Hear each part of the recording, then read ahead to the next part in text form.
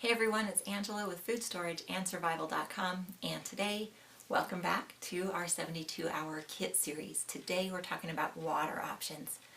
Now, water is one of the most important things that you are going to need in an emergency, because if you are exposed to contaminated water, it's going to make you sick, and getting sick just makes things worse.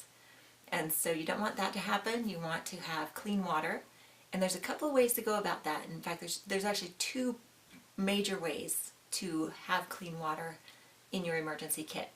The first way is to carry that water. Now, water can get heavy. It's 8 pounds for every gallon, and it's recommended by emergency professionals that you have a gallon a day per person. And so for a 72-hour kit, if you're thinking 3 days, that's 3 gallons of water, and that comes up to 24 pounds. So that's kind of heavy to be hauling around, but that one option is to have your water packed and carry it with you. The other option is to have your water in some other place, like a lake or a stream, some found water source, and then be able to purify that water to drink it. So you're not going to want to drink right out of the lake. You're going to want to have some method of purifying, and then that would be the thing that you are carrying with you. In our kits, my personal kits, we have a combination of both. So I have some water that's ready to use in water bottles and containers, and then I have a filter in each kit so that we are able to get clean water if we find a water source. So we're going to walk through just real quick some of the options for carrying water and some of the options for purifying your own water. Okay, so starting with carrying water. You can, like I said, you want about 3 gallons per person, ideally. Emergency, you may not be using that much, but that's what's recommended. Okay, so starting with a large container, this is called the water brick, and it's great for storing water in your house. It's a really unique design. More than one of them, if you have more than one of them, they'll stack on each other, kind of like Legos. And then you can also drop a rebar down through, so you can get a pretty tall stack of these. The benefit of this over like a 5-gallon jug is that this is only 3.5 gallons. And so it weighs 28 pounds, under 30 pounds. It has a handle. It's super easy to carry. It is, you know, just under 30 pounds, so it's still kind of heavy, but it's easy to carry, easy to grab. You can slide them under your bed, pull them out from under there. They're a nice design. You can also get an optional spigot top for them, where you've got the top here. There's a spigot top that can go on there. So that's an option. You may or may not need that for your emergency kits. Alright, another option that's cheap is 2-liter bottles. Okay, 2-liter bottles you can get if you clean up after a party, or you can get them full of pop, sometimes for under $1. So that's something if you like to drink pop. If not, still, $1 for a water container. Just give that pop to your neighbor or something, you know, invite people over. Anyway, I worked up this little slick little carrying doohickey thing, and that way you can carry 2 at a time with one hand. Again, 2 liters is about the same as 2 quarts, so 2 of these makes a gallon. So in theory, if you're carrying all your water, you want 6 of them per person, which is kind of a lot. But this is a way pretty easy to get to and be able to haul it out in one hand. Alright, the other options that you have for carrying water in your kit are smaller. So we have smaller water bottles, and these come in a couple of different sizes. You can just pick these up at your grocery store. This is actually one of my favorites for my kit because you can put your lid back on.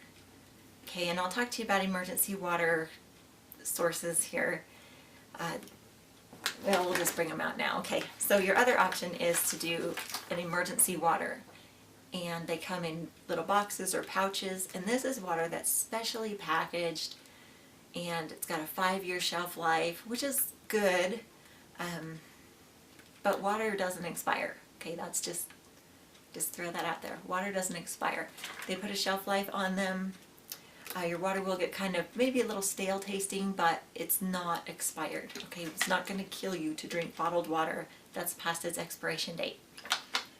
The reason that I'm not a huge fan of these And some people are. Some people really like them. They're pretty sturdy, but once they're open, you can't reseal it. And so you have to consume that water right then, which is okay if you want to drink a bunch of water right then, but if you want to kind of sip it out and ration yourself out over the day, or if you have little kids, I mean, little kid, maybe they'll drink that much water, maybe they'll drink part of it, and then you got to do something with the rest of it, like somebody else would drink it. But I like the bottles because you can have a sip, you can put your lid back on, you can have a sip later, put your lid back on, and keep on going. Alright, so those are options for packing water in your kit. Now, we'll talk real quick about options for purifying water. And first thing, if you are planning on purifying water that you find, you need to kind of map out your evacuation routes and find where you have water.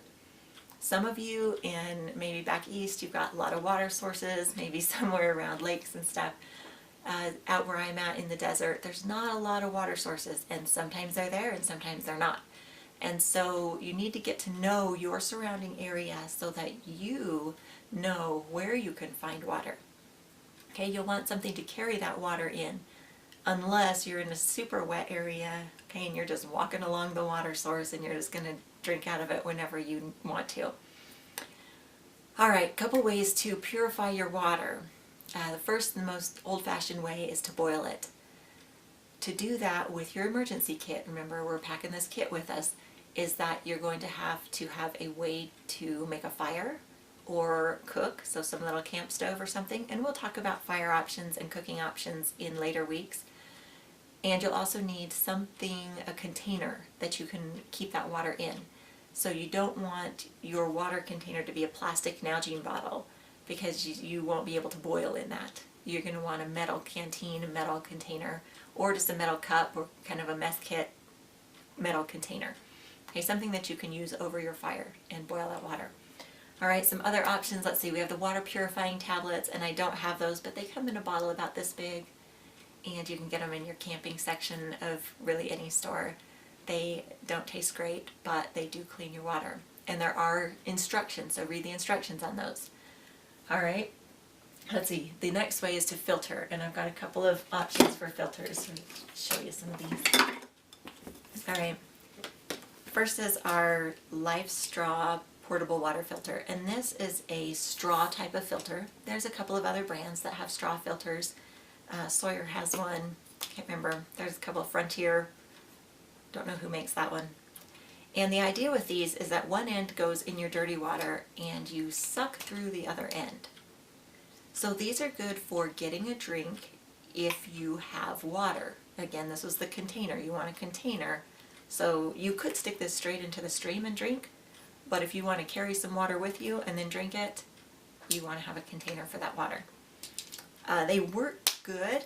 They,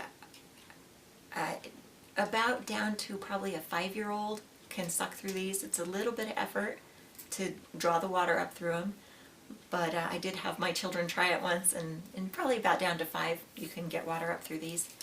Not a bad deal, but if you've got dried meals that you're going to want to rehydrate, that's not going to get you water for that, because you're sucking it, unless you're going to suck it up and spit it out into something, which would be kind of, you could do it, but not real effective. Okay. So that's just going to get water into your mouth.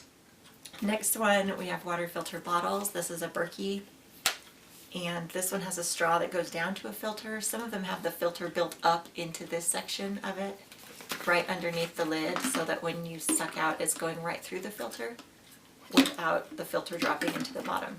And the idea with these, you scoop up your bad water and put your lid on, and then when you suck through them, you get clean water. Really, I mean, they're a nice design. Some of them you can squeeze and get water to go through the filter, the ones with the filter up at the top. I haven't tried to squeeze this one to see if I can get water out of it. If you can't squeeze it and get water out of it, then again, you can't use it it'll be difficult to use to rehydrate your meals. If you can squeeze it, you can use that to filter water to rehydrate food. Alright, next one, and this is the last one we'll talk about today, is a pump style filter, and this is the Katadyn Hiker Pro, and one end goes into the water, one end goes to your container, and then it pumps. And you pump the water in, and it pumps out through the filter, and it goes into your container. Now these are a little more expensive than the bottles or the straws. However, if you are planning on providing for a family or more than 2 or 3 people, this can be more cost effective because you can pump water for a lot more people than, each of these you'd want one for each person so that you're not sharing germs and stuff, right? But this one you can pump into different containers and nobody ever puts their mouth on it, and so you're able to use it to provide water for more people. So if you're looking at $20 for a straw filter, or, and I'm taking a guess on this, I think it was about $65 for the Hiker Pro, then, after about 4 people, it's less money to go with one of these than to provide each person with a straw filter. So just something to think about. Now you don't need all of these in your kits. Okay, you don't need all of these water options. Just think about what works for you, what's going to work for your family, for your circumstance, for your kit. Remember, the first week we talked about personalizing your kit. So pick what works for you, get your kit stocked with water. All right, thank you so much for joining me. Don't forget to subscribe to my channel, and I'll make a magic subscribe button show up here. And go visit me on my blog, foodstorageandsurvival.com. Thanks again, and join me again next week. We're going to talk some more about what we're putting in our 72-hour emergency kits.